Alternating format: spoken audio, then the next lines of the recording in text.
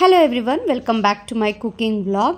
ಇವತ್ತಿನ ವಿಡಿಯೋದಲ್ಲಿ ಮಕ್ಕಳ ಸ್ನ್ಯಾಕ್ ಬಾಕ್ಸಿಗೆ ಹಾಕುವಂಥ 2 ಪ್ರೋಟೀನ್ ರಿಚ್ ರೆಸಿಪಿಯನ್ನು ನಾನು ಹೇಳ್ಕೊಡ್ತಾ ಇದ್ದೀನಿ. ಆ್ಯಂಡ್ ಮಕ್ಕಳು ತುಂಬಾ ಇಷ್ಟಪಟ್ಟು ತಿಂತಾರೆ. ಎರಡೂ ಸಹ ಆರೋಗ್ಯಕ್ಕೆ ತುಂಬಾ ಒಳ್ಳೆಯದು. ಸಖತ್ ಪ್ರೋಟೀನ್ ರಿಚ್ ಆಗಿರುತ್ತೆ. ಇದು ಪ್ರೋಟೀನ್ ರಿಚ್ ಅಂತ ಹೇಳಿದ ತಕ್ಷಣ ಸಲಾಡ್ ಒಂದನ್ನು ತೋರಿಸ್ತಾ ಇದ್ದೀನಿ. ಇಲ್ಲಿ ನಾನು ಹೆಸರು ಕಾಳನ್ನು ಮೊಳಕೆ ಬರೆಸಿ ಇಟ್ಟಿದ್ದೆ. ಒಂದು 2 ಡೇಸ್ ಅಷ್ಟೇ. ಹೆಸರು ಕಾಳನ್ನು ಇಡೀ ರಾತ್ರಿ ನೆಂದಿರೋವಂಥ ಕಾಳನ್ನು ಜಸ್ಟ್ ಈ ರೀತಿ ಹೋಲ್ಸಿರೋವಂಥ ಪಾತ್ರೆ, ನಾವು ಚಕ್ಲಿ, ನಿಪ್ಪಟ್ಟು, ಪೂರಿ ಎಲ್ಲ ಯಾವುದಕ್ಕೆ ಹಾಕ್ತೀವಿ ನೋಡಿ, ಅದೇ ಪಾತ್ರೆಗೆ ಹಾಕಿ ನಾನು 2 ಡೇಸ್ ಮುಚ್ಚಿಟ್ಟಿದ್ದೆ. ಅಷ್ಟರಲ್ಲಿ ನೀಟಾಗಿ ಮೊಳಕೆ ಬಂದಿದೆ ಕಾಳು. ಇವಾಗ ಇದನ್ನು ಯೂಸ್ ಮಾಡಿ ಒಂದು ಒಳ್ಳೆ ಸಲಾಡ್ ಮಾಡೋಣ. ನನ್ನ ಮಗನಿಗೆ ಇದು ಸ್ನ್ಯಾಕ್ ಆಗಿ ನಾನು ಪ್ಯಾಕ್ ಮಾಡ್ತಾಯಿದ್ದೀನಿ. ಹಾಗೆಯೇ ಈವ್ನಿಂಗ್ ಬರ್ತಿದ್ದ ಹಾಗೆಯೇ ಇನ್ನೊಂದು ಸ್ನ್ಯಾಕ್ನ ಪ್ರಿಪೇರ್ ಮಾಡೋಣ ಅಂತಲೂ ಸಹ ಅಂದ್ಕೊಂಡಿದ್ದೀನಿ. ಮೊದಲಿಗೆ ಈ ಸಲಾಡ್ ಹೇಗೆ ಮಾಡೋದು ಅಂತ ತೋರಿಸ್ತೀನಿ. ಇಲ್ಲಿ ನಾನು ಒಂದು ಹೊತ್ತಿಗೆ ಆಗುವಷ್ಟು ಮಾತ್ರ ನಾನು ಒಂದು 3 ಹಿಡಿ ಆಗುವಷ್ಟು ಈ ಹೆಸರು ಕಾಳಿಂದು ಮೊಳಕೆ ಬಂದಿರೋದನ್ನು ಕಾಳು ಹಾಕ್ಕೊಂಡಿದ್ದೀನಿ. ಇದಕ್ಕೊಂದು ಸ್ವಲ್ಪ ಕೊತ್ತಂಬರಿ ಸೊಪ್ಪು, ಹಾಗೆಯೇ ಒಂದು ಅರ್ಧನ ಕ್ಯಾರೆಟು ಇಟ್ಕೋತಾ ಇದ್ದೀನಿ. ನಾನು ಜಾಸ್ತಿ ಬೇಕಾದ್ರೂ ಹಾಕೋಬಹುದು, ಆದರೆ ಹೆಸರು ಕಾಳಿಂದ ಜಾಸ್ತಿ ಸಿಗ್ತಾ ಇದ್ರೆ ಬಾಯಿಗೆ ಆವಾಗ ಚೆನ್ನಾಗಿರುತ್ತೆ. ಜಾಸ್ತಿ ಕ್ಯಾರೆಟೇ ಆದರೆ ಈ ನಾವು ಹೆಸರು ಬೇಳೆದು ಕೋಸಂಬರಿ ಮಾಡ್ತೀವಿ ನೋಡಿ, ಅದ್ರ ಟೇಸ್ಟ್ ಥರ ಬಂದ್ಬಿಡುತ್ತೆ. ಹಾಗಾಗಿ ನಾನು ಬರೀ ಅರ್ಧ ಕ್ಯಾರೆಟ್ ಮಾತ್ರ ಹಾಕಿದ್ದೀನಿ. ಹಾಗೆಯೇ ಇಲ್ಲಿ ಒಂದು ಅರ್ಧ ಈರುಳ್ಳಿ, ಒಂದು ಸ್ವಲ್ಪ ನಿಂಬೆಹಣ್ಣು ಎಲ್ಲ ಬೇಕಾಗುತ್ತೆ, ಎಲ್ಲ ರೆಡಿ ಮಾಡಿ ಇಟ್ಕೊಂಡಿದ್ದೀನಿ. ಇಲ್ಲಿ ಒಂದು ಅರ್ಧ ಮಾತ್ರ ಈರುಳ್ಳಿ ಜಾಸ್ತಿ ಇಷ್ಟಪಡೋರಾದರೆ ಜಾಸ್ತಿ ಹಾಕೋಬಹುದು. ಇದಕ್ಕೆ ಒಂದು ಸ್ವಲ್ಪ ನಿಂಬೆ ರಸ, ಒಂದು ಅರ್ಧ ಹೋಳಾಗುವಷ್ಟು ನಿಂಬೆ ರಸನ ಹಾಕ್ಕೊಂಡಿದ್ದೀನಿ. ಒಂದು ಹಿಡಿ ಆಗುವಷ್ಟು ಫ್ರೆಶ್ ಆಗಿ ತುರಿದಿಟ್ಕೊಂಡಿರೋವಂಥ ಕಾಯಿ ತುರಿ. ಬೇಕಿದ್ರೆ ನೀವು ದಾಳಿಂಬೆ ಹಣ್ಣು ಎಲ್ಲವನ್ನು ಸೇರಿಸ್ಕೋಬೋದು. ನಾನು ಸಿಂಪಲಾಗಿ ಮಾಡ್ತಾಯಿದ್ದೀನಿ. ದಾಳಿಂಬೆ ಹಣ್ಣು ಖಾಲಿನೂ ಸಹ ಆಗಿತ್ತು ಇವತ್ತು ಮನೆಯಲ್ಲಿ. ಇದಕ್ಕೆ ಉಪ್ಪನ್ನ ಸ್ವಲ್ಪ ಕಡಿಮೆನೇ ಹಾಕಬೇಕು, ತುಂಬ ಜಾಸ್ತಿ ಉಪ್ಪು ಹಿಡಿಸೋದಿಲ್ಲ ಇದಕ್ಕೆ.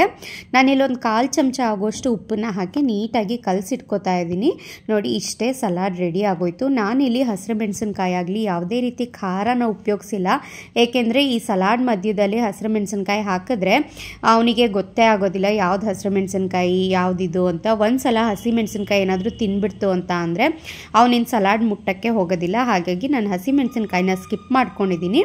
ನಿಮಗೆ ನಿಮ್ಮ ಖಾರಕ್ಕೆ ಎಷ್ಟು ಬೇಕೋ ಅಷ್ಟು ಹಸಿ ಮೆಣಸಿನ್ಕಾಯಿನ ಸೇರಿಸ್ಕೋಬೋದು.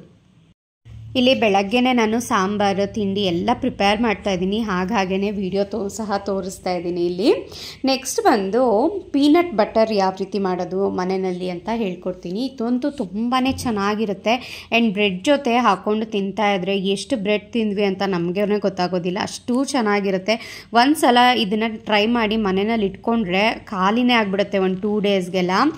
ಇದು ಒಂದು ಸಣ್ಣ ಕಪ್ನಲ್ಲಿ ನಾನು ಕಡಲೆ ಬೀಜ ಬರುತ್ತೆ ನೋಡಿ, ಅದನ್ನು ನೀಟಾಗಿ ರೋಸ್ಟ್ ಮಾಡಿ, ಈ ರೋಸ್ಟ್ ಮಾಡಿರೋವಂಥ ಕಡಲೆ ಬೀಜ ಬಿಸಿ ಇದ್ದಾಗಲೇ ಮಿಕ್ಸರ್ ಜಾರಿಗೆ ಹಾಕಿ ಇದಕ್ಕೆ 2 ಸ್ಪೂನ್ ಬೆಲ್ಲ ಸೇರಿಸ್ತಾ ಇದ್ದೀನಿ.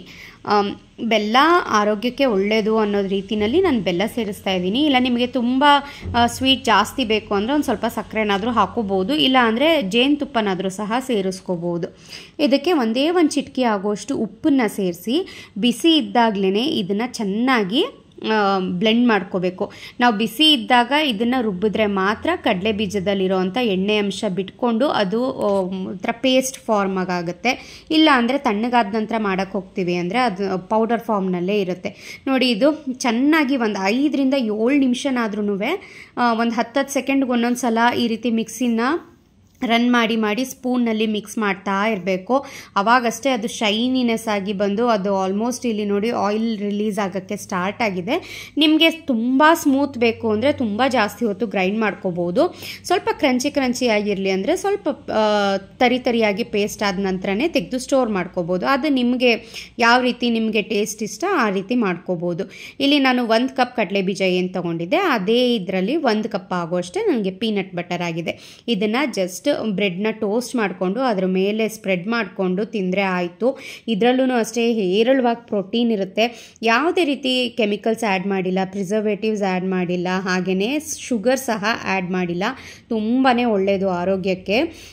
ಬೆಳಗಿನ ತಿಂಡಿಗೂ ಅಷ್ಟೇ ಒಂದೇ ಒಂದು ಬ್ರೆಡ್ ಸ್ಲೈಸ್ ಜೊತೆಗೆ ಒಂದು ಸ್ವಲ್ಪ ಪೀನಟ್ ಬಟರ್ನ ಸ್ಪ್ರೆಡ್ ಮಾಡ್ಕೊಂಡು ತಿಂದರೆ ಹೆಚ್ಚು ಪ್ರೋಟೀನ್ ನಮಗೆ ಸಿಗುತ್ತೆ ಆರೋಗ್ಯಕ್ಕೆ.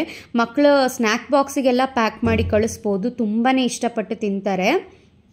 ಬ್ರೆಡ್ಗೆ ಯಾವಾಗಲೂ ಜಾಮ್ ಅಂತೂ ನಾವು ಸ್ಪ್ರೆಡ್ ಮಾಡಿ ಮಕ್ಳಿಗೆ ಕೊಡ್ತಾನೆ ಇರ್ತೀವಿ. ಅದರ ಬದಲಾಗಿ ಮನೆಯಲ್ಲೇ ಈ ರೀತಿ 1 2 ಅಥವಾ 3 ಡೇಸ್ಗೆ ಆಗುವಷ್ಟು ನೀವು ಪೀನಟ್ ಬಟರ್ನ ಮಾಡಿ ಇಟ್ಕೊಂಡ್ರೆ ಆರೋಗ್ಯಕ್ಕೂ ಒಳ್ಳೆಯದು. ಮಕ್ಕಳು ಅಷ್ಟೇ ಹೋಗ್ತಾ ಬರ್ತಾ ಬಾಯಿಗೆ ಹೋಗ್ತಾ ಇದ್ದರೆ ಸ್ವಲ್ಪ ಪ್ರಮಾಣದಲ್ಲಿ ಪ್ರೋಟೀನ್ ಆದರೂ ಸಿಗುತ್ತೆ ಮಕ್ಕಳಿಗೆ.